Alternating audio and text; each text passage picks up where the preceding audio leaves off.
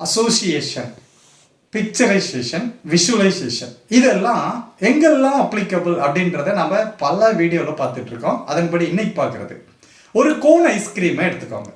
அந்த கோன் ஐஸ்கிரீமை மேல் பார்ட் ஹெவியாக இருக்குது, அதை மார்னிங் பிரேக்ஃபாஸ்ட்டோட அசோசியேட் பண்ணுவோம். அதுக்கடுத்து மிடில் பாதியில் இருக்குது, அது மதியானம் லஞ்ச். அதுக்கடுத்து கீழே அதோட பாட்டம் எண்டு லைட்டாக இருக்குது, அதுதான் நைட் சாப்பாடு.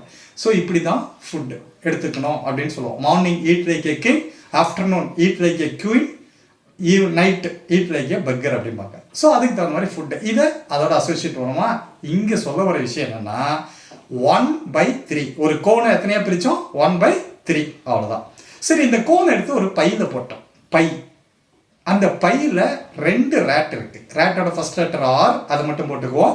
அது 2ன்றதுனால மேலே போட்டோம், ஆர் ஸ்கொயர்.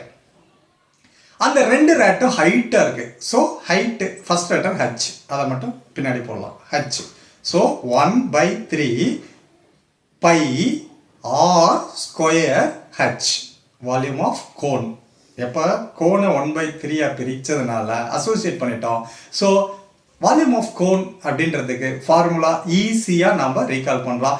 இதை இன்னும் டீட்டெயிலாக நிறைய தெரிஞ்சுக்கணும் அப்படின்னா நம்ம தேர்ட் ஐ மெமரி எம்பவர்மெண்ட் யூடியூப் சேனலை சப்ஸ்கிரைப் பண்ணி வாட்ச் பண்ணுங்கள், நிறைய தெரிஞ்சுக்கலாம். நன்றி.